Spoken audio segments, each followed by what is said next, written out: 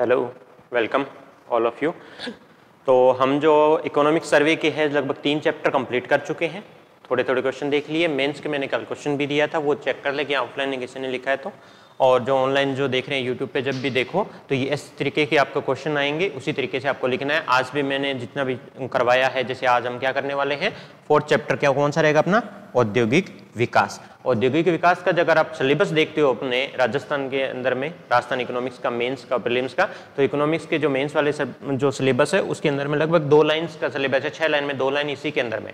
और ये सिलेबस आप जब मैच करोगे जो अपने इकोनॉमिक सर्वे में दिया वो एज इट इज है। जैसे कल भी ऊपर वाला अपने जैसे अगर सिलेबस देखते रहा करो क्या क्या हो गया अपना, तो उसके अंदर में स्टेट फाइनेंस कमीशन लिखा हुआ था, वो कंप्लीट हो गया। तो 5 नंबर में आपको पूछेंगे किसको देता है ऋण, जैसे अब वित्तीय सहायता किसको प्रोवाइड की, किसके लिए, पंचायती राज के लिए, ग्राम जो अर्बन एरिया शहरी एरिया के अंदर में कहाँ से पैसा आता है, 6.75% आता है जितना शुद्ध राजस्व है अपना, और उसका कितना प्रतिशत है, वो किस तरीके से पंचायत में अंदर में तीनों स्तर है उनके अंदर में डिवीजन होता है। अभी वर्तमान में अध्यक्ष कौन है, सदस्य कौन है। तो अगर आपसे 5 नंबर में पूछा जाएगा तो वो वाला आप आराम से क्वेश्चन लिख सकते हो। इसी तरीके से औद्योगिक विकास के अंदर में अपने बहुत सारी जो चीजें दी गई है, सिलेबस जो दिया गया है पूरा का पूरा सिलेबस इकोनॉमिक सर्वे के अंदर में अपना, ठीक है, सारा वहीं से बनता है अपना। तो इंडस्ट्रियल जो डेवलपमेंट औद्योगिक विकास है पहला पार्ट है, ये थोड़ा सा लंबा चैप्टर है, जैसे सिलेबस भी ज्यादा है तो धीरे धीरे सारे पॉइंट करेंगे, 2 या 3 लेक्चर लगेंगे इसके अंदर में, कंप्लीट कर देंगे। आज जो जनरली करने वाले वो क्या है, पहले तो देखेंगे कि जैसे कृषि के अंदर में गया था हमने 3 सेक्टर किए थे, जीडीपी जो स्टेट जीएसडीपी है उसके अंदर में क्या किया था अपने, कृषि होता है अपना, और दूसरा क्या रहता है, इंडस्ट्री वाला रहता है, तीसरा सर्विस का रहता है। जो इंडस्ट्रियल डेवलपमेंट है औद्योगिक विकास है, तो दूसरा पार्ट जैसे हमने कृषि में कंपोनेंट देखे थे उसी तरीके से औद्योगिक के विकास के अंदर में भी कौन कौन से उद्योग है जो राज्य में शामिल किए जाते हैं और हर एक का कितना प्रतिशत का अपना योगदान है, ठीक है, किसका कितना डेवलपमेंट हो रहा है, किससे रिलेटेड कौन कौन सी स्कीम चल रही है, वो सेम चीज रहेगा इसके अंदर में भी। आज जो इंडेक्स ऑफ इंडस्ट्रियल प्रोडक्शन करेंगे कि कौन कौन से जो उद्योग है उनको शामिल किया गया है, किस तरीके से इंडेक्स निकाला जाता है कि इंडस्ट्रियल प्रोडक्शन मतलब औद्योगिक उत्पादन कितना हो रहा है उसको देखने का एक इंडेक्स है, मापन है, ठीक है, वो है। एक्सपोर्ट पॉलिसी देखेंगे, राजस्थान की पहली जो है एमएसएमई पॉलिसी है, ये बहुत इंपॉर्टेंट है, ये आपसे 10 नंबर तक में पूछी जा सकती है, इतनी इंपॉर्टेंट है। तो इसको इसी तरीके से तैयार किया, आज अच्छे से समझेंगे। और 1 डिस्ट्रिक्ट 1 प्रोडक्ट है जो प्रीलिम्स के अकॉर्डिंग आपके लिए बहुत इंपॉर्टेंट है, 1 डिस्ट्रिक्ट 1 प्रोडक्ट। तो इस तरीके के जो सारे जिस तरीके के सवाल बनते हैं उसी हिसाब से हम करते आ रहे हैं। आज हम देखेंगे, कल वाला जो क्वेश्चन दिया था उसको किसी ने लिखा है तो कल बाद में चेक करेंगे। पहले ये देख लेते हैं कि इंडस्ट्री सेक्टर है क्या, उसका डेवलपमेंट के अंदर में कौन कौन से इंडेक्स यूज किए जाते हैं। इंडस्ट्री सेक्टर, जब आप इंडस्ट्रियल डेवलपमेंट की बात करते हो उद्योग आ गए, आपको पता होना चाहिए उद्योग के अंदर में कौन कौन सी जो मेजर चीजें शामिल की जाती है जिन पे हमें फोकस करना है। तो कौन कौन से आते हैं उद्योग क्षेत्र में, सबसे पहले ये देख लेते हैं क्या आता है। पहला आता है खनन और उत्खनन। मैं हिंदी इंग्लिश दोनों में बताऊंगा।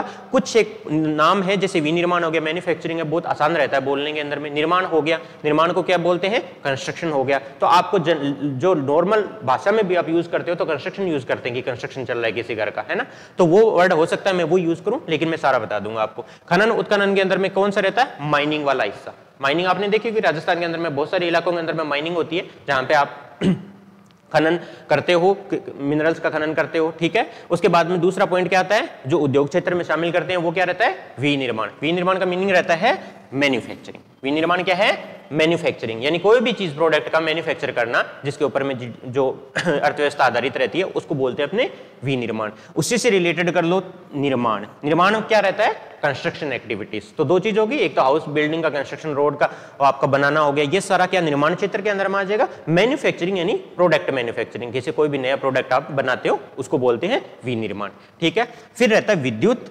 गैस जलापूर्ति और अन्य उपयोगिता सेवाएं, ठीक है। कई बार इनको साथ में बोल देते हैं, लेकिन विद्युत इंपॉर्टेंट है आपका, इलेक्ट्रिसिटी, इसलिए इसको अलग लिखा है मैंने। तो विद्युत आपका इलेक्ट्रिसिटी। उसके अलावा आप देखते हो कि इंडस्ट्री सेक्टर के अंदर में अपने जो बाड़मेर है, जैसलमेर वाला एरिया है, वहां पे बहुत सारी गैस वाली प्रयोजनें चल रही है। ऑयल सेक्टर जैसे हो गया, बहुत सारा ऑयल या गैस का खनन जो निकाला जा रहा है, तो यहाँ पे गैस जलापूर्ति और अन्य उपयोगिताएं सेवाएं, इस तरीके से इसको डिवाइड किया गया। कितने पार्ट हो गए, खनन उत्खनन हो गया आपका, दूसरा विनिर्माण हो गया, निर्माण हो गया, विद्युत हो गया, गैस जलापूर्ति अन्य उपयोगिता सेवाएं होगी, ठीक है।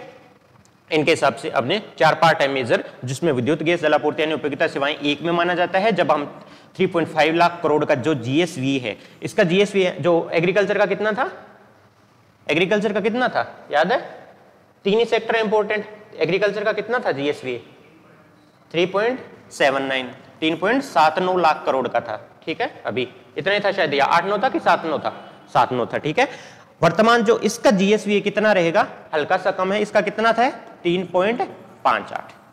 याद कर लेना चाहिए, जो इंपॉर्टेंट है, बहुत ही बेसिक है, वही दे रहा हूं यहां पे, 3.58 लाख करोड़ का है। इस अब हम वही एग्रीकल्चर की तरह देखेंगे कि 3.58 लाख करोड़ है, इसके अंदर में निर्माण का कितना योगदान है, विद्युत गैस जलापूर्ति और उपयोगिता सेवाओं का कितना है, विनिर्माण का योगदान कितना है, खनन उत्खनन का योगदान कितना है, सबसे ज्यादा योगदान किसका है, सबसे कम किसका है। तो ये 4 पॉइंट के आधार पर हम देखेंगे। 2 चीज और करी थी हमने, कृषि में गया था तो अभी जो वर्तमान मूल्य पे विकास दर कितनी रहेगी और स्थिर मूल्य पे कितनी रहेगी। टोटल कितनी थी अपनी 16.04, 16.04 थी, तो इसी के आसपास रहेगी, 16% होगी, 15 होगी, 17 होगी, तो इसके हिसाब से इसकी कितनी है 15.02। बार बार करोगे याद हो जाएगा, 15% है इसकी। अब भी अगर देखें वर्तमान मूल्य के अंदर में विकास दर जो इंडस्ट्री सेक्टर की है वो रहेगी आपकी 15.02%, और स्थिर मूल्य के अंदर में कितनी रहेगी 6.32%। ठीक है, ये याद कर लेना पूरी तरीके से कि इसका जीएसवी क्या है 3.58 है।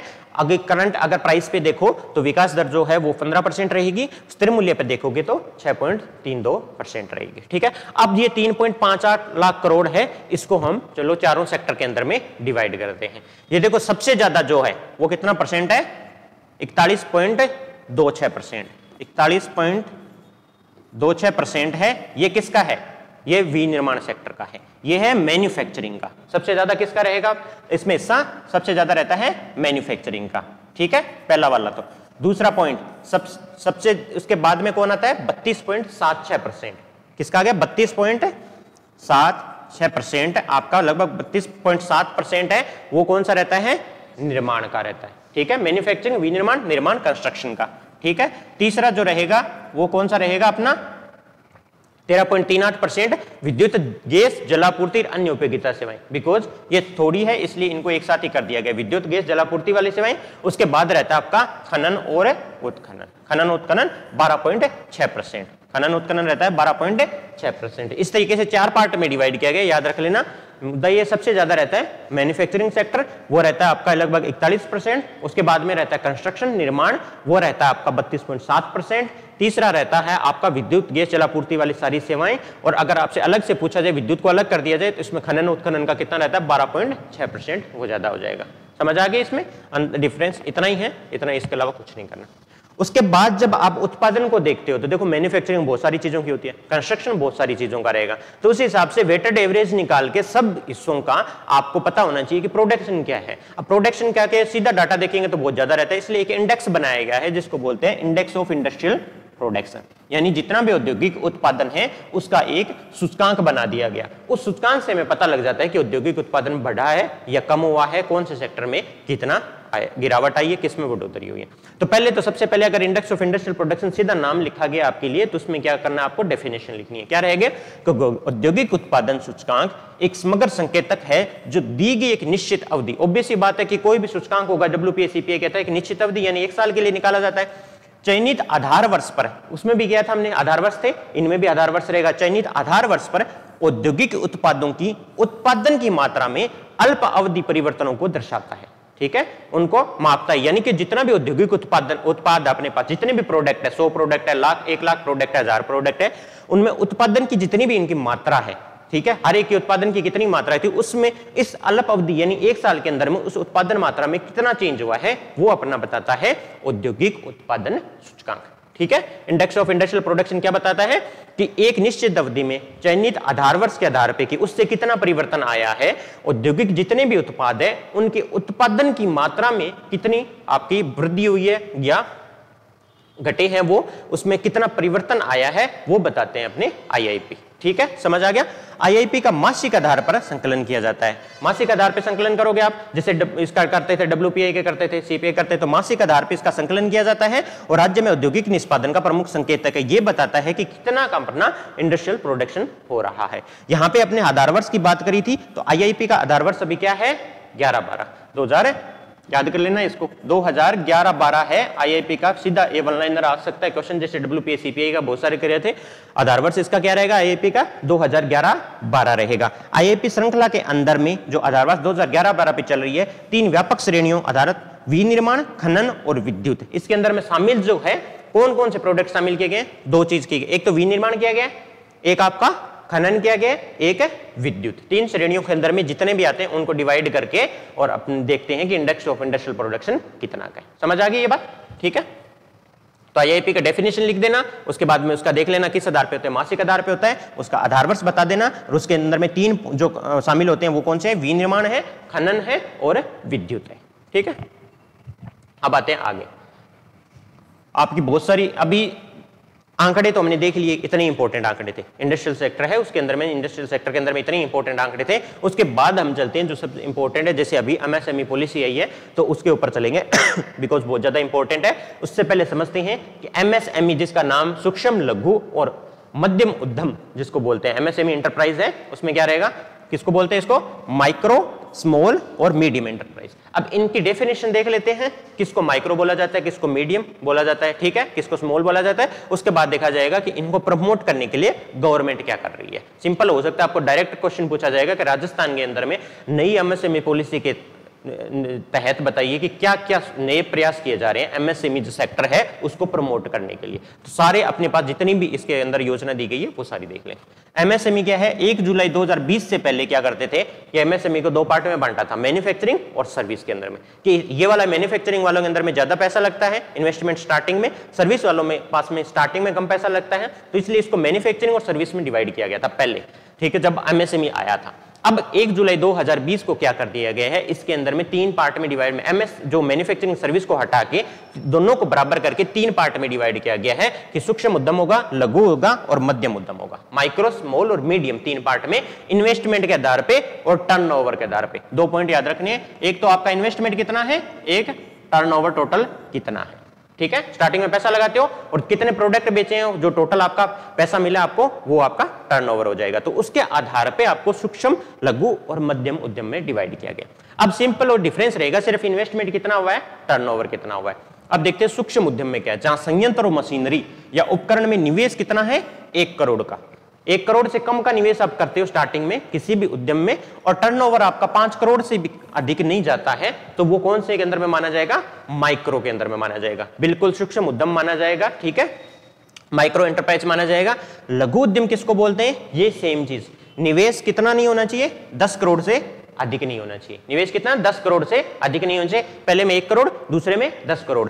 अब टर्नओवर उसमें 5 करोड़ था, यहां पे भी 50 करोड़ कर दो, 10 गुना कर दो। यहां 1 करोड़ था, 10 गुना 10 करोड़ हो गया। वहां टर्नओवर 5 करोड़ था, यहां पे अगर देखोगे लघु उद्यम जिसको स्मॉल एंटरप्राइज बोलते हैं उसको क्या हो जाएगा, 50 करोड़। तीसरा क्या है, मध्यम, ठीक है, यहां देख लेना इंग्लिश वाले, माइक्रो, स्मॉल और मीडियम एंटरप्राइज है। मध्यम यानी मीडियम एंटरप्राइज है जहां पे संयंत्र और मशीनरी उपकरण के निवेश के लिए 50 करोड़ से अधिक नहीं है। निवेश कितना हो गया, अब पहले 10 गुना किया था, 5 गुना कर दो, 10 से हो गया इसका निवेश 50 करोड़ से ज्यादा नहीं होना चाहिए। 50 करोड़ का निवेश है तो टर्नओवर कितना हो जाएगा, 250 करोड़। कितना हो जाएगा, 250 करोड़। तो इस तरीके से इसको रिवीजन के लिए यहां पे मैंने लिखा हुआ है कि देखो माइक्रो है, स्मॉल है, मीडियम है, इन्वेस्टमेंट कितनी है प्लांट मशीनरी में, वो कितना होना चाहिए, पहले में 1 करोड़, दूसरे में 10 करोड़, तीसरे में 50 करोड़। हर एक का 5 गुना जाएगा टर्नओवर, 5 गुना तक टर्नओवर देखते हैं। अगर मैं 1 लाख रुपए लगा रहा हूं तो मैं देखूंगा कि 1 लाख रुपए जहां इन्वेस्ट किए उसका 5 गुना तो मेरे पास प्रोडक्ट बेचने का बनाना ही चाहिए उससे सामान। तो 1 करोड़ वाले का क्या हो जाएगा टर्नओवर, 5 करोड़, 10 वाले का हो जाएगा 50 करोड़, 50 करोड़ वाले का कितना हो जाएगा, 250 करोड़, 250 करोड़ हो जाएगा आपका यह टर्नओवर। अब जिसके अंदर में जब टर्नओवर के आधार पे और इन्वेस्टमेंट के आधार पे लगभग आपसे देखा जाएगा कि किस तरीके से कितना इन्वेस्टमेंट किया, बेसिकली पहले ये देखा जाता है, फिर देखा जाता है टर्नओवर कितना रहेगा आपका। तो वो आपका माइक्रो, आपका मीडियम एंटरप्राइज के अंदर में एमएसएमई आ जाएगा, micro, small and medium enterprise. ठीक है, तीनों की डेफिनेशन आपको पता लग गई। एमएसएमई जब बोलते हैं तो तीनों एमएसएमई के अंदर में कौन कौन से वर्ड यूज हो रहे हैं सब पता लग गया। अब हम देखते हैं कि इसके लिए गवर्नमेंट ने क्या किया है कि इसको प्रमोट करने के लिए आपको क्या क्या सुविधाएं दी गई है। सिंपल सा सवाल ये आता है, साथ में ये योजना अलग से भी पूछी जा सकती है। सबसे पहला पॉइंट क्या है, सूक्ष्म, लघु और मध्यम उद्यम का पंजीकरण कराना। कि आसानी से आप शुरू करते हैं कोई भी चीज तो आपके लिए चाहे माइक्रो एंटरप्राइज है, चाहे मीडियम करो, चाहे स्मॉल करो, सबसे पहला काम क्या होना चाहिए गवर्नमेंट की तरफ से कि आप आसानी से उसको पंजीकरण करवा सको। इसके लिए 1 जुलाई 2020 में इसको आसान बनाने के लिए, प्रक्रिया के लिए एमएसएमई मंत्रालय ने एक नया पोर्टल, उद्यम पंजीकरण पोर्टल है जो उद्यम registration.government.in है, उसको लॉन्च किया है। तो ये भी नहीं लिखोगे तो कोई दिक्कत नहीं है, ये लगा देना कि उद्यम रजिस्ट्रेशन पंजीकरण के लिए जो रजिस्ट्रेशन के लिए पोर्टल जारी किया है। इसका सिंपल सा, ये तो सबसे पहले आपको करना है रजिस्ट्रेशन। दूसरा जो स्कीम आई है वो आई है, सबसे इंपॉर्टेंट है, जो मुख्यमंत्री लघु उद्योग प्रोत्साहन योजना। उसके बाद उन्होंने बोला पंजीकरण तो कर दिया, अब इसको प्रोत्साहित करते हैं लघु उद्योगों को। इसके लिए क्या किया गया, वित्तीय संस्थानों के माध्यम से लघु उद्योग को प्रोत्साहन करने के लिए। अब लघु वाले के अंदर में कितना पैसा चाहिए था आपको, 10 करोड़, 10 करोड़ ही तो चाहिए था, 1 करोड़। माइक्रो के लिए क्या चाहिए, 1 करोड़, स्मॉल के लिए 10 और मीडियम के लिए इन्वेस्टमेंट 50।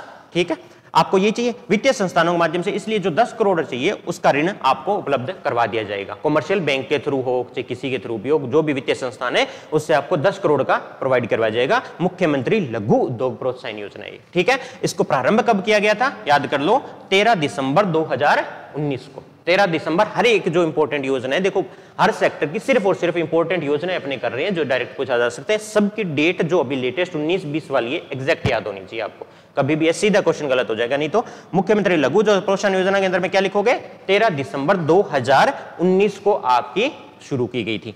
क्यों की गई थी शुरू, इसमें ऐसा क्या कर दोगे, प्रोत्साहन करोगे कि निर्माण सेवा और व्यापार क्षेत्रों में, निर्माण सेवा व्यापार में कहीं भी लगा सकते हैं, वैसा तो है नहीं, मैन्युफैक्चरिंग सर्विस को अलग किया हमने, एमएसएमई में इस वजह से डिवाइड कर दिया। तो इस हिसाब से निर्माण सेवा व्यापार क्षेत्रों में नए उद्यम स्थापित करने के लिए 10 करोड़ रुपए यूज कर सकते हो, और अगर मौजूदा उद्यम है तो उनके विस्तार के लिए, उनको आधुनिकीकरण यानी मॉडर्नाइजेशन के लिए, और विविधीकरण के लिए, डाइवर्सिफिकेशन के लिए, यानी अलग अलग एरिया के अंदर आप लघु उद्योग स्थापित कर सको। कोई नए एरिया इनोवेट करो जहां पे आपको लगता है कि इन एरिया के अंदर में बहुत सारा काम पड़ा है, जहां पे अभी तक कोई उद्यम स्थापित नहीं किया गया, तो उसको प्रमोट करने के लिए आप क्या लेके, मुख्यमंत्री लघु उद्योग प्रोत्साहन योजना लेके। तो नाम से क्लियर है क्या है, याद क्या करना है आपको, 13 दिसंबर 2019 को शुरू किया गया था। आपको पता है लघु उद्योग के लिए तो कितना ऋण प्रोवाइड करवाएंगे, 10 करोड़ रुपए ऋण प्रोवाइड करवाएंगे। उसके बाद में आपको निर्माण सेवा व्यापार क्षेत्रों में या तो आपको नया उद्यम स्थापित करना है, या आपने स्थापित कर रखा है तो उसको मॉडर्नाइज करना है, या उसको डाइवर्सिफाई करना है, विविधीकरण यानी अलग अलग क्षेत्र में लेके जाना है, या आपने स्थापित तो कर लिया लेकिन उसको विस्तार करना है, एक्सपेंड करना है, मार्केटिंग में खर्चा करना है, कहीं भी करना है, तो उसके लिए क्या कर सकते हो आप, मुख्यमंत्री लघु उद्योग प्रोत्साहन योजना से 10 करोड़ रुपए का ऋण आपको उपलब्ध हो सकता है। अब ये देखोगे जो ऋण उपलब्ध हुआ है उसके पहले बात तो आपको ऋण उपलब्ध करवाया जा रहा है, दूसरी चीज ऋण उपलब्ध करवाया जा रहा है उसके अंदर में भी इंटरेस्ट के अंदर में आपको सुविधा दी गई है। वो भी कितना आप ऋण देते हो उसके ऊपर में, देखो 25 लाख रुपए तक का, जरूरी नहीं है 10 करोड़ है तो सारा ही उठाओगे आप, तो 25 लाख रुपए तक का अगर आपने ऋण उठाया तो उस पर आपको कितना 8% का ब्याज का अनुदान मिलेगा। आपको कितना मिलेगा, 8% का। ये पूछा जा सकता है अगर आपने उसमें 5 करोड़ रुपए का ऋण उठा लिया है ना, 5 करोड़ रुपए ऋण तक के लिए, तो ब्याज क्या होगा, 6% ब्याज का अनुदान मिलेगा, अनुदान थोड़ा कम हो जाएगा। अब उसके बाद में 10 करोड़ रुपए का ऋण उठाया आपने तो 5% ब्याज अनुदान मिलेगा आपको। देखो इंटरेस्ट सब्सिडी जो दी जा रही है, क्योंकि जितना ज्यादा पैसा उठाओगे तो इंटरेस्ट सब्सिडी कम होती जाएगी, बिकॉज आपको 25 लाख रुपए चाहिए तो ये छोटे हो गए बिल्कुल ही, तो इनके लिए ज्यादा सुविधा दी गई, 8% ब्याज का अनुदान दे देंगे। उसके बाद 5 करोड़ रुपए तक का ऋण मिलेगा तो कितना हो जाएगा, 8 के बजाय 6% का इंटरेस्ट सब्सिडी देंगे आपको। 10 करोड़ रुपए हो जाएगा तो कितने देंगे, 5% के हिसाब से रहेंगे। तो ये याद कर लेना, ठीक है। 25 लाख तक के लिए रहेगा तो 8, 5 करोड़ रुपए तक का 6%, 10 करोड़ रुपए तक का 5%। इस तरीके से आपका इंटरेस्ट सब्सिडी की भी व्यवस्था की गई है। तो लघु उद्योग प्रोत्साहन योजना के अंदर में इतनी बात अपने पास। उसके बाद आता है तीसरी योजना, जो क्या है, राजस्थान सूक्ष्म लघु और मध्यम उद्यम, इनकी स्थापना और संचालन की सुविधा अधिनियम 2019। तीनों लिया है, तीनों के ले लिया हमने, सूक्ष्म उद्योग ले लिया, लघु ले लिया, मध्यम उद्यम ले लिया। इसके लिए एक्ट कौन सा है, क्या अधिनियम है ये, उनके स्थापना के लिए और उनके संचालन की सुविधा के लिए अधिनियम 2019 है। फिर गवर्नमेंट ने देखा कि आपने एस्टेब्लिश तो कर दिया, आपने पैसा भी मान लो दे दिया, उसके हिसाब से ऋण भी दे दिया, लेकिन उसके बाद जब आप संचालन करते हो उनका, तो बहुत सारे ऐसे रूल और रेगुलेशन है जिनको आपको कंप्लाई करना जरूरी रहता है। आपको ये सर्टिफिकेट लेना पड़ेगा, आपके इंस्पेक्शन के लिए कोई इंस्पेक्टर आ जाएगा, बहुत सारी चीजें आपके लिए आती है, तो आप अपने काम में ध्यान नहीं दे पाते। तो इसके लिए इन्होंने ये किया, 17 जुलाई 2019 को 17 जुलाई 2019 को अधिनियमित किया था। इसमें यह किया गया था कि एक नोडल मिनिस्ट्री हमने बना दिया, डिपार्टमेंट बना दिए, जहां पे आप एप्लीकेशन डाल सकते हो कि मेरा रजिस्ट्रेशन अभी इस दौरान मैंने रजिस्ट्रेशन करवाया है, ठीक है। उद्यम वाली साइट थी, वहां पे आपने रजिस्ट्रेशन अभी करवाया, तो उसके बाद आपको एक पावती पत्र जारी हो जाएगा, पावती प्रमाण पत्र, एक्नॉलेजमेंट रिसिप्ट जिसको बोलते हो, पावती प्रमाण पत्र एक्नॉलेजमेंट रिसिप्ट जारी कर देगा वो जो डिपार्टमेंट है वो, कि आपने अभी उद्यम जारी किया है तो आप 3 साल तक आपके यहां पे आपको कोई कंप्लायंस नहीं करनी है और किसी भी प्रकार का आपके यहां पे इंस्पेक्शन नहीं होगा। अब आपको 3 साल तक छूट दी गई है, तो आप 3 साल तक आराम से काम कर सकते हो। तो इसमें क्या करता है, नोडल एजेंसी पावती प्रमाण पत्र जारी करता है, जिसके अनुसार एक एमएसएमई इकाई को पावती प्रमाण पत्र जारी करने की तारीख से 3 साल के लिए सभी राज्य कानून के तहत अनुमोदन और निरीक्षण से छूट दी जाती है। यानी कोई चीज का एक्स्ट्रा अनुमोदन नहीं लेना है आपको और किसी भी प्रकार का निरीक्षण आपके यहाँ पे नहीं किया जाएगा, उससे आपको 3 साल तक छूट मिलेगी। तो 3 साल में तो एस्टेब्लिश हो जाएगा कि नहीं हो जाएगा, चाहे माइक्रो है, चाहे स्मॉल है, चाहे मीडियम है, या तो हो जाएगा या वो बंद कर देगा। तो 3 साल तक आपको क्या किया गया, इस अधिनियम के तहत स्थापना में और संचालन में सुविधा देने के लिए यह अधिनियम लाया गया। तो नाम से क्लियर है आपका किसके लिए लाया गया ये, ठीक है। तो तीसरा पॉइंट ये लगा देना, अगर सरकार के प्रयास देखा जाए तो सूक्ष्म, लघु और मध्यम उद्यम की स्थापना और संचालन की सुविधा के लिए 17 जुलाई 2019 को एक अधिनियम लाया गया था, जिसके अंदर में एक नोडल एजेंसी पावती प्रमाण पत्र जारी करती है, जिसके तहत आपको 3 साल तक सरकार द्वारा किसी भी प्रकार के अनुमोदन और निरीक्षण से छूट प्रदान की गई है। सिंपल सा है, 3 लाइन में अंदर में, 2 लाइन 3 लाइन में अंदर में क्लियर हो जाएगा ये, ठीक है। अब आते हैं चौथा पॉइंट जो सबसे इंपॉर्टेंट है। प्रथम राजस्थान की एमएसएमई नीति आई है 2022 को रिलीज करिए, इसका ड्राफ्ट रिलीज कर दिया गया है, इसके ऊपर ऑब्जेक्शन जाएंगे, उसके बाद में फाइनलाइज जो पॉलिसी आएगी वो रिलीज की जाती है। तो अपने को फोकस करना है अभी, ताकि ये एग्जाम पॉइंट ऑफ व्यू से बहुत इंपॉर्टेंट है आपका, ठीक है। ये कब हुई है रिलीज, 17 सितंबर 2022 को अभी रिलीज हुई है, 17 सितंबर 2022 को रिलीज हुई है एमएसएमई के अंदर में नीति। अब हर जो पॉलिसी रिलीज होती है उसके 3 पॉइंट होते हैं। पहला तो आपका मेजर जो गोल क्या है वो बताओ, उसके बाद आपसे पूछा जाएगा कि ऑब्जेक्टिव क्या है, क्या अचीव करना चाहते हो। मेजर गोल हो गया आपका, ऑब्जेक्टिव हो गया, उसके बाद उसको कैसे अचीव करोगे, वो प्रोसेस क्या है, ऐसा क्या करोगे कि आपने जो गोल सेट किया उसको अचीव कर सकते हो। 3 चरण में आपको हर पॉलिसी को याद करना होता है, ठीक है।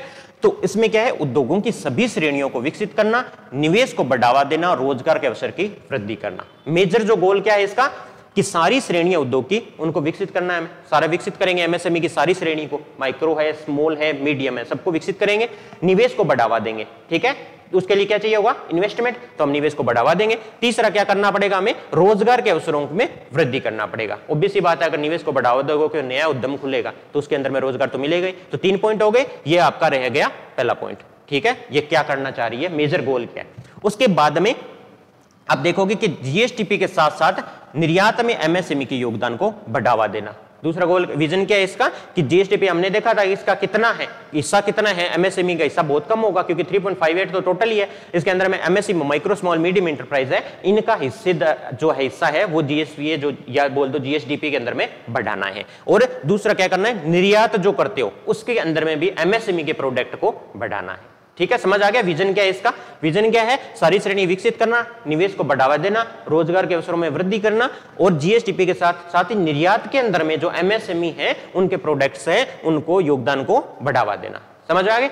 अब इसमें क्वांटिटेटिव तरीके से आपको बताने हैं, ऑब्जेक्टिव बताने हैं, उद्देश्य ऑब्जेक्टिव जो बतानी है क्वांटिटेटिव तरीके से कि क्या क्या हम करना चाहेंगे, चलो ये करना है। इसके लिए क्या करोगे, इसके लिए आप 10,000 करोड़ रुपए का निवेश कर रहे हो। कितने का कर रहे हो, 10,000 करोड़ रुपए का निवेश कर रहे हो। रोजगार की बात करी थी, वो कितने लोगों को दे रहे हो, 1 लाख लोगों को रोजगार दे रहे हो। और अब 1 लाख लोगों को रोजगार देना है, 10,000 करोड़ रुपए का निवेश कर रहे हैं, तो कितनी एमएसएमई यूनिट स्थापित करोगे जिससे ये होगा, तो इससे 20,000 एमएसएमई यूनिट है वो स्थापित इकाई है, वो स्थापित करने की बात की गई है, ठीक है। तो इसके अंदर में क्या करना है, हमने 20,000 जो है एमएसएमई यूनिट स्थापित करोगे। इसके लिए कितने दोगे,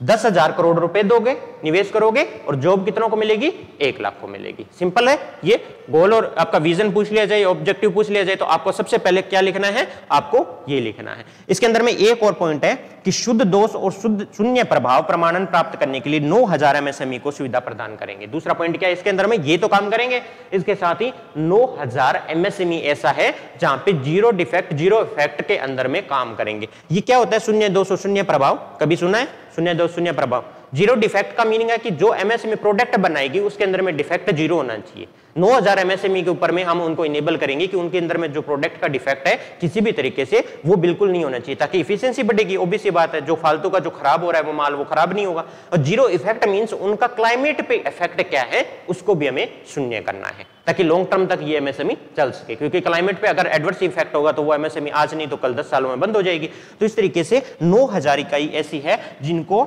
शून्य दोष होना चाहिए और शून्य उनका क्लाइमेट पे प्रभाव होना चाहिए। इसके लिए उनको इनेबल करना है, उनको पर जो गवर्नमेंट सहायता देगी। समझ आ गया इस एमएसएमई को लेके ऑब्जेक्टिव विजन समझ आ गया, क्या विजन है, क्या करना चाहिए। इसके अंदर क्वांटिटेटिव डाटा जो लिखना चाहिए आपको कितने होने चाहिए वो है आपके पास में। और इसके अंदर में 9000 में एमएसएमई के अंदर में ये बोला गया शून्य दोष और शून्य प्रभाव का प्रमाणन देंगे।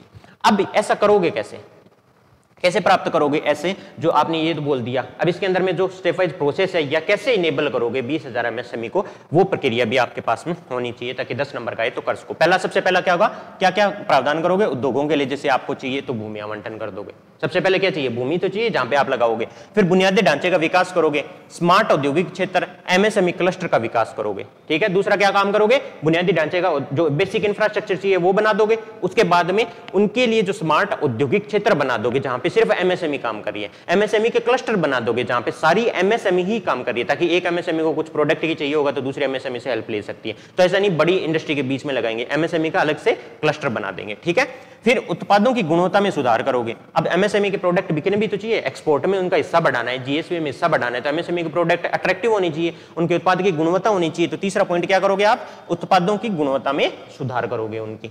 फिर क्या करोगे, अगर उत्पाद तो बना लिए लेकिन उनके मार्केटिंग हो रही है कि नहीं हो रही है उत्पाद की, उसके ऊपर भी ध्यान दोगे। तो विपणन व्यवसाय विकास में सहायता करोगे। क्या करोगे, विपणन व्यवसाय के अंदर में बेसिकली मार्केटिंग के अंदर में उनको हेल्प करोगे कि जितना भी गुणवत्तापूर्ण प्रोडक्ट बना है वो मार्केटिंग से आप बाजार तक लेके आ सको। फिर फिफ्थ पॉइंट क्या करोगे, सर्वश्रेष्ठ प्रदर्शन करने वाले उद्यमों को निर्यात प्रोत्साहन और पुरस्कृत करना। ऑब्वियस सी बात है, जो सबसे ज्यादा बेस्ट परफॉर्म करेगा उसको पुरस्कार करना है, और निर्यात के अंदर में उनके प्रोडक्ट को सबसे अच्छा काम कर रहे हैं उनको प्रोत्साहन करके बेचा जाएगा।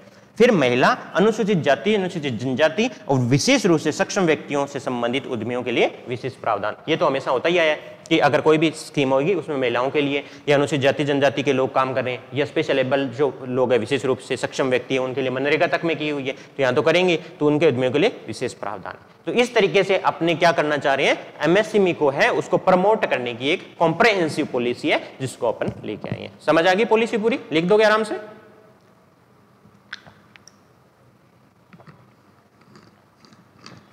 तो आप कल के लिए 2 क्वेश्चन लिख लो। पहला क्वेश्चन तो ये रहेगा जो आपको 10 नंबर में करना है। ठीक है, आराम से रिवीजन करना इसको और फिर लिखने की कोशिश करना। साथ साथ में नहीं लिखोगे तो आपको आइडिया नहीं आएगा कि पढ़ा क्या रहा हूं यहाँ पे। ठीक है, पहला क्वेश्चन क्या, राजस्थान में एमएसएमई क्षेत्र को बढ़ावा देने के लिए सरकार द्वारा किए गए प्रयासों पर चर्चा करें। 10 नंबर का तो क्वेश्चन आपका ये रहेगा, लिखो इसको।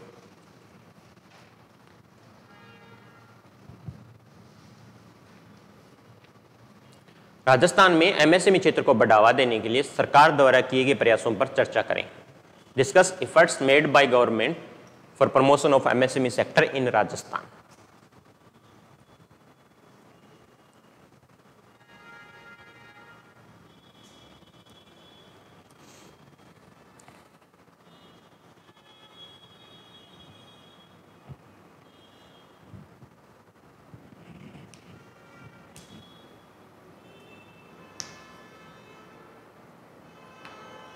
राजस्थान में एमएसएमई क्षेत्र को बढ़ावा देने के लिए सरकार द्वारा किए गए प्रयासों पर चर्चा करें।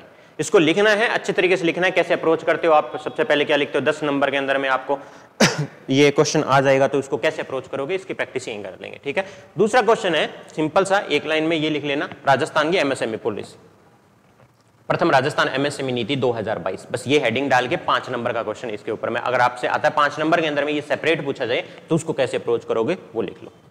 ये सीधा आ सकता है प्रथम राजस्थान एमएसएमई नीति 2022। ठीक है, ये कल लिख के लेके आना। अब आ जाओ, एमएसएमई तो आपका हो गया खत्म। दूसरा जो पॉइंट आया था उसके अंदर में, जो इंडस्ट्री के अंदर में, सबसे पहले हमने एमएसएमई देख लिया, उसके बाद देखते हैं हम निर्यात। के अंदर राजस्थान का जो इंडस्ट्री वाला प्रोडक्शन हो रहा है, जितना भी हो रहा है, उसका निर्यात के अंदर में कितनी हिस्सेदारी है, निर्यात को फिर ज्यादा बढ़ावा देने के लिए, प्रमोट करने के लिए वही सेम चीज गवर्नमेंट ने क्या प्रयास किए, कौन कौन सी चीजें लेके आई है गवर्नमेंट, तो वो देखते हैं। सबसे पहले देखते हैं निर्यात के अंदर में सबसे पहले 5 निर्यात आइटम है जो राजस्थान के यहाँ पे प्रसिद्ध है, जो सबसे ज्यादा निर्यात के अंदर में 60% से अधिक जो टोटल निर्यात होता है उसमें योगदान रहता है इन 5 का। सबसे ज्यादा निर्यात वाले अगर आपसे आइटम पूछ लिया जाए 2 नंबर के अंदर में, जो निर्यात में अंदर में हिस्सेदारी वाले लिखो तो क्या लिखोगे? सबसे पहला क्या आता है? इंजीनियरिंग सामान आता है। सबसे पहला इंजीनियरिंग के जो प्रोडक्ट है वो आते हैं। दूसरा आता है कपड़ा, दूसरा आता है कपड़ा राजस्थान से। तीसरा क्या आता है? राजस्थान की जीएसटीपी के हिसाब से धातु, ठीक है, तीसरा रहता है धातु। फिर रहता है हस्तशिल्प, फिर क्या रहता है? हस्तशिल्प, यहाँ पे देखो हैंडीक्राफ्ट, और फिर रहता है रासायनिक और संबंधित क्षेत्र, यानी जितने प्रोडक्ट है, केमिकल और अलाइड जो प्रोडक्ट बनते हैं वो। तो पहला इंजीनियरिंग गुड्स है, फिर आपका टेक्सटाइल है, फिर मेटल है, फिर हैंडीक्राफ्ट है और केमिकल और अलाइड है। ये सारे 5 मिला के 60% से अधिक आपका टोटल एक्सपोर्ट के अंदर में योगदान देते हैं, ठीक है, याद कर लेना। अब आते हैं कि निर्यात को बढ़ावा देने के लिए फिर और क्या कर रही है गवर्नमेंट, के क्या प्रयास है आपसे पूछा जाए तो सबसे पहला पॉइंट क्या रहेगा? मिशन निर्यातक बनो। मिशन निर्यातक बनो है, ये मिशन निर्यातक बनो है। राज्य में निर्यात क्षेत्र को बढ़ावा देने के लिए कब शुरू किया गया था? 29 जुलाई 2021 को। कब शुरू किया गया था? 29 जुलाई, अभी लेटेस्ट शुरू किया गया है 2 साल पहले, 29 जुलाई 2021 को शुरू किया गया था।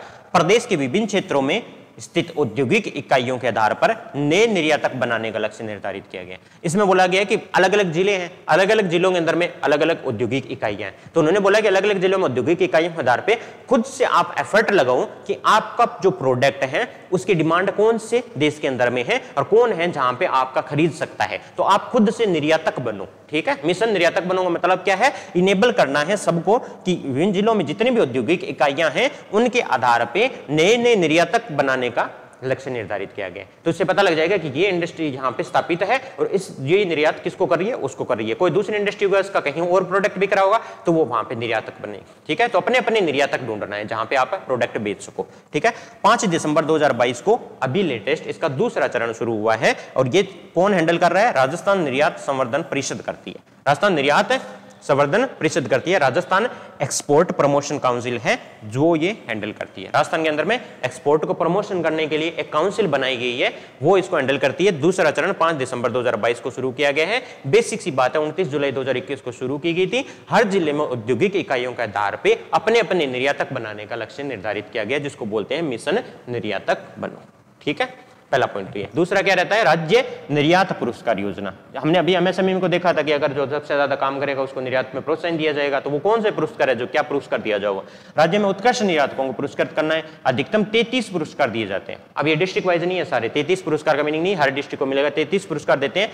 15 श्रेणियों में तो 32 पुरस्कार मिलते हैं और एक जो पुरस्कार है वो आजीवन निर्यात रत्न पुरस्कार दिया जाता है। एक तो दिया जाएगा आजीवन निर्यात रत्न पुरस्कार, उसके बाद इंडस्ट्री के आधार पे 15 इंडस्ट्रीज या श्रेणी ऐसी है जिनके में 32 पुरस्कार दिए जाते हैं। इंपॉर्टेंट नहीं है ये। 17 सितंबर 2022 को एमएसएमई दिवस बनाया जाता है, इंपॉर्टेंट है, इसके दिन दिया जाता है। 17 सितंबर 2022 को एमएसएमई दिवस पे इसको शुरू किया था देना यहाँ पे। तो एमएसएमई दिवस याद कर लेना, 17 सितंबर 2022 को है। इसके अंदर में टोटल 33 पुरस्कार है, 15 श्रेणियों में 32 पुरस्कार है और एक आपका जो निर्यात रत्न, जो आजीवन निर्यात रत्न पुरस्कार हर साल आपको दिया जाता है, ठीक है। तो ये एक हो गया। दूसरा कि आपको निर्यात के अंदर में पुरस्कार दिया जाएगा। तीसरा क्या रहता है? निर्यात संवर्धन प्रक्रिया और प्रलेखन पर प्रशिक्षण कार्यक्रम। अगर ये नहीं समझ आए तो ये देख लेना, ट्रेनिंग प्रोग्राम है एक्सपोर्ट को प्रमोट करने के लिए, उसके प्रोसीजर को सही करने के लिए, जितने भी डॉक्यूमेंट चाहिए उनको आपको सपोर्ट करने के लिए ये दिया गया। क्या क्या दिया गया?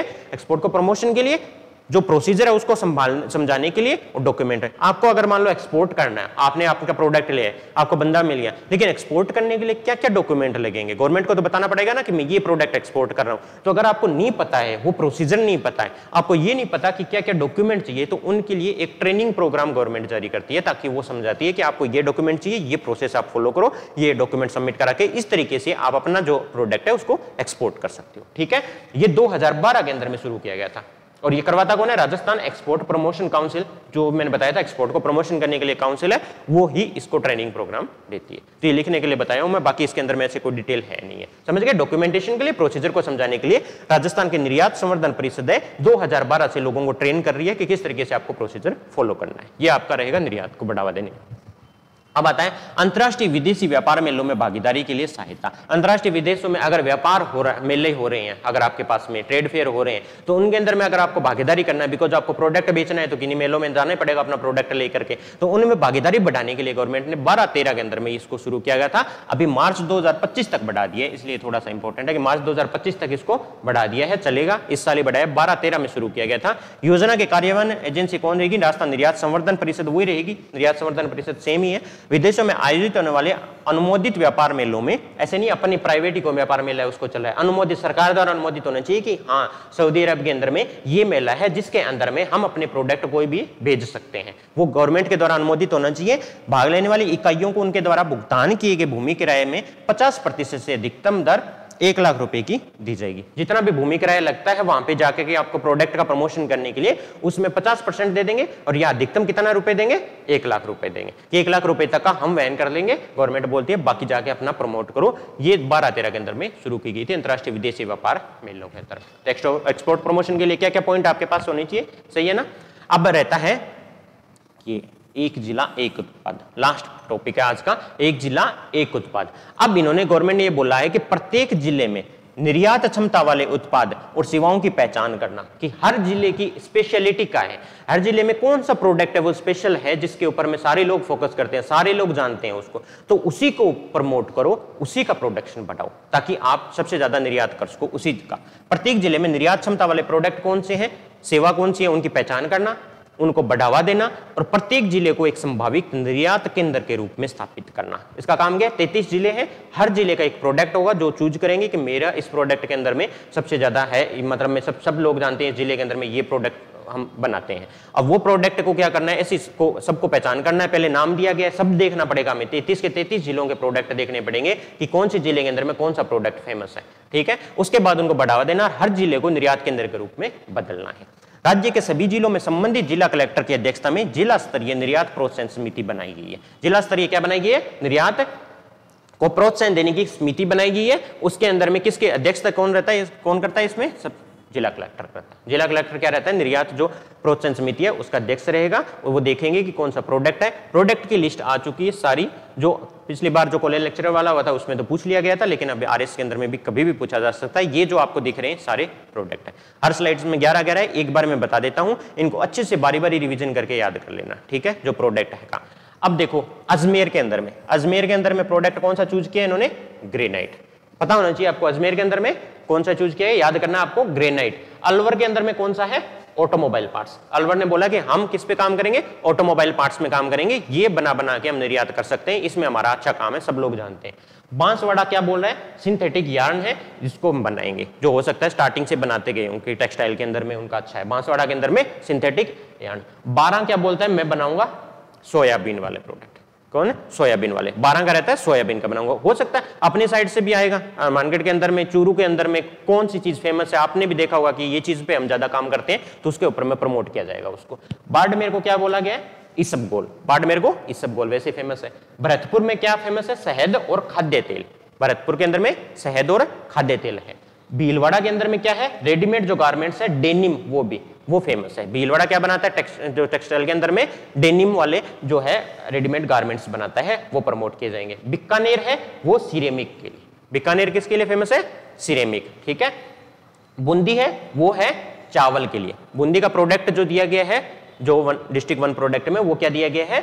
चावल को दिया गया है। चित्तौड़गढ़ है वो है ग्रेनाइट और मार्बल। ग्रेनाइट या मार्बल के अंदर में चित्तौड़गढ़ रहता है। सिरामिक किसमें रहता है? बीकानेर। जब याद करो तो याद रखना, अलग अलग कर लेना इनको। बीकानेर का सिरामिक है, पास में ग्रेनाइट वाले भी 2-3 आएंगे, अलग अलग तरीके के ग्रेनाइट है। तो चित्तौड़गढ़ के अंदर में ग्रेनाइट मार्बल लिखा है। चूरू के अंदर में देखो आ गया वुड प्रोडक्ट्स है। चूरू लकड़ी का काम करते हैं सबसे ज्यादा। अगर कोई भी बेड वगैरह लेके जाना है चूरू से लेके जाओ, बहुत सारी है फैक्ट्रीज वहां पे, तो वहां पे वुड प्रोडक्ट्स है चूरू के आपके रहते हैं, ठीक है। दोसा क्या करता है? कारपेट एंड स्टोन आर्टिकल है। स्टोन आर्टिकल, स्टोन के बने हुए आर्टिकल होगा, या कारपेट जो बनाते हैं जो बिछाने के लिए, वो आपके लिए दोसा से मिलेंगे। धौलपुर क्या करता है? देखो milk powder, skimmed milk powder, वो भी ध्यान रखना। स्किम्ड मिल्क पाउडर यानी पानी निकालने के बाद में जो क्रीम बचती है, वो स्किम्ड पाउडर बनाते हैं धौलपुर वाले, ठीक है। डूंगरपुर क्या करता है? ग्रेनाइट मार्बल में स्लैब। ठीक है, ग्रेनाइट मार्बल अभी देखा था, इस हिसाब से एक साथ लिखना, इनको अच्छे तरीके से याद करना। डूंगरपुर क्या करता है, ग्रेनाइट मार्बल की जो स्लैब है उनके ऊपर में सबसे ज्यादा फेमस है। स्लैब चाहिए होगी तो आप कहां से लेके आओगे, डूंगरपुर से। गंगानगर क्या करता है, गम पाउडर, ठीक है, गंगानगर क्या बनाएगा, गम पाउडर बनाएगा, ठीक है। हनुमानगढ़ क्या बनाएगा, ग्वार गम बनाएगा। दोनों सेम सेम ले लिया, गंगानगर ने गम पाउडर ले लिया, हनुमानगढ़ ने बोला हमारे पास ग्वार होता है तो हम ग्वार गम बना देंगे, ठीक है। जयपुर क्या करता है, पोट्री है ही फेमस ब्लू पोट्री के लिए, तो वो लेगा। और ज्वेलरी एंड जेम्स, जयपुर क्योंकि बड़ा सेंटर एरिया है तो दो ले लिए इसने, एक तो फेमस जो इसका है ये ब्लू पोट्री, और दूसरा क्या ले लिया, ज्वेलरी एंड जेम्स ले लिए। फिर जैसलमेर के अंदर में, अब जैसलमेर में फेमस है, आपने देखा होगा येलो मार्बल स्लैब, टाइल्स होगी चाहे स्लैब्स बोल दो, वो क्या मिलेगा, जैसलमेर का येलो मार्बल फेमस है, ठीक है। मार्बल तो किए होंगे ना, राजस्थान ज्योग्राफी के अंदर में आते हैं, तो उसमें येलो मार्बल और स्लैब्स और टाइल्स फेमस है इसकी जैसलमेर की, ठीक है। जालोर के अंदर में जालोर के मसाले फेमस है, और मोजड़ी की जूती। जालोर ने क्या बोला, मसाले जो फेमस है मेरे वो, और मोजड़ी जूती जो है प्रोडक्ट के तौर पे मैं डेवलप करूंगा, ठीक है। झालावाड़ के अंदर में क्या है, झालावाड़ में संतरा एंड सैंडस्टोन, सैंडस्टोन भी जाएगा और झालावाड़ में संतरा भी जाएगा, ठीक है। झुंझुनू, झुंझुनू क्या करता है, स्टोन प्रोडक्ट और वुड प्रोडक्ट दोनों ले लिए इसने, इसने बोला स्टोन और वुड का प्रोडक्ट मैं बनाऊंगा, ठीक है। जोधपुर ने क्या किया, फर्नीचर, हस्त, जो वो भी कौन सा, हस्तशिल्प जो है उत्पाद, हाथों से जो बनाते हैं फर्नीचर, हस्तशिल्प जो उत्पाद बनाते हैं छोटे छोटे, वो करेंगे जोधपुर वाले, ठीक है, समझ आ गया। उसके बाद में क्या रहता है आपका उत्पाद हो गया करौली, करौली के अंदर में sandstone article and silica sand. Karauli वाले क्या बोल रहे हैं कि जो सिलिका सैंड है यहाँ करौली के अंदर में होती है वो, और सैंडस्टोन से जो आर्टिकल बनाएंगे वो हम बना देंगे। कोटा क्या कर रहा है, कोटा में एम्ब्रॉयडरी फैब्रिक है, कोटा डोरिया फेमस है, कोटा डोरिया कल किया था, जीआई दिया है उसको कोटा डोरिया, तो उसी के ऊपर काम करेंगे। नागौर वाले के लिए क्या है, मकराना का फेमस है, ठीक है। आपका ग्रेनाइट मार्बल, मकराना का मार्बल तो सब लेके जाते हैं अपनी साइड में, तो वो करेंगे हम। मार्बल है जो मकराना वाला ग्रेनाइट मार्बल है उसके ऊपर में काम करेंगे। मार्बल भी एक दो आएंगे तो, लेकिन अपना अपना है, येलो मार्बल हो गया, मकराना वाला अलग हो गया, तो जो जिसमें फेमस है वो अपना उस पर काम करेगा। पाली की मेहंदी फेमस है ना, पाली की तो मेहंदी फेमस सुना होगा, तो पाली की मेहंदी ऊपर में काम करेंगे, मेहंदी के प्रोडक्ट बनाएंगे। राजसमंद के अंदर में टेराकोटा, राजसमंद का क्या रहेगा, टेराकोटा रहेगा। सवाई माधोपुर क्या बोल रहे हैं, प्रोडक्ट का पता नहीं, मैं सर्विस पे काम करूंगा, टूरिज्म सर्विस पे, ठीक है, प्रोडक्ट में नहीं बना रहा, मेरे से नहीं होगा, टूरिज्म वाला काम कर लूंगा, सवाई माधोपुर ने बोल दिया, ठीक है। सिक्कर, सिक्कर क्या करेगा, एंटीक फर्नीचर बनाएगा। सिक्कर बोला है फर्नीचर बनाऊंगा मैं, एंटीक वाले बनाऊंगा, वुड वाले चोरू वाले बना रहे हैं, ठीक है, और भी फर्नीचर दूसरे बना रहे हैं, हस्तशिल्प वाले जैसे जोधपुर वाले बना रहे हैं। ये सिक्कर के पास फर्नीचर कुछ बचा नहीं, तो उसने बोला एंटीक फर्नीचर है, मेरे बाप दादा उनका पुराना पड़ा है ना, वही बेच देंगे, और कोई नहीं मिला तो, ठीक है, तो एंटीक फर्नीचर बना देंगे। सिरोही का क्या है, साइलियस हस्क है, साइलियम हस्क है, ये साइलियम हस्क है सिरोही का, साइलियम हस्क है प्रोडक्ट होता है जो फाइबर की तरह आता है, जो आप ले सकते हो, मतलब इसके लिए पेड़ के लिए वो अच्छा होता है, पेट के लिए लेने के लिए खाने वाली चीज है ये, साइलियम हस्क बोलते हैं, साइलियम हस्क हो गया आपका, ठीक है। टोंक क्या बोलेगा, सैंडस्टोन, टोंक बनाएगा सैंडस्टोन, ठीक है।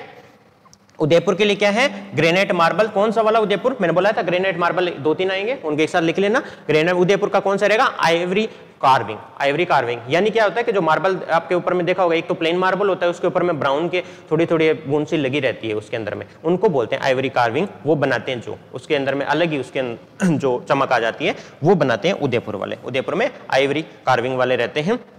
प्रतापगढ़ जो रह गया वो लहसुन और थेवागला, थेवागला तो फेमस है प्रतापगढ़ की, वैसे ही आ जाएगी। दूसरा क्या प्रोडक्ट रहेगा, लहसुन के अंदर में जहां प्रोडक्शन ज्यादा होता है। तो किस तरीके से आपका जो प्रोडक्शन होता है ये देखना है, आज की क्लास में इतना ही करेंगे। जो इसको अच्छे से लिख लेना, याद कर लेना, और इसके अंदर में भी मैचिंग के लिए आ सकता है, 4 इधर दे देंगे जिले, 4 प्रोडक्ट आपको दे देंगे मैच करने के लिए। सिंपल जो सवाल है कॉलेज लेक्चरर में आ चुका है आपके, तो इसमें भी आने के पूरे चांसेस है। उसके अलावा ये देख लेना कि आप ढंग से इसको पढ़ोगे तो आपको पता लग जाएगा कौन सी चीज कहाँ की फेमस है, पहली चीज तो वही बनाते हैं। मार्बल जो जिसका फेमस है वो ले लेंगे, मेहंदी जैसे पाली की है हमें पता है कि फेमस है तो वही लेंगे। तो जो चीज ब्लू पोटरी है जयपुर की है तो ज्यादा याद करने वाली चीज नहीं है, लेकिन दिमाग लगा 3-4 बार रिवीजन कर लेना, आपको अच्छे से याद हो जाएगा। तो एक डिस्ट्रिक्ट ने एक प्रोडक्ट ले लिया है, उसको अब प्रमोट करेंगे। तो इस तरीके से हम आगे कल और कर लेंगे, जो जिसके हिसाब से राजस्थान के अंदर में और आगे इंडस्ट्री वाले जो चैप्टर है उसके अंदर में कौन सी स्कीम बची हुई है, क्या हमें करना है, इसको रिवीजन करते रहा करो साथ साथ में, और साथ में क्वेश्चन आंसर भी लेके आता रहूंगा। ठीक है, आज की क्लास खत्म करते हैं यहाँ पे। Thank you so much.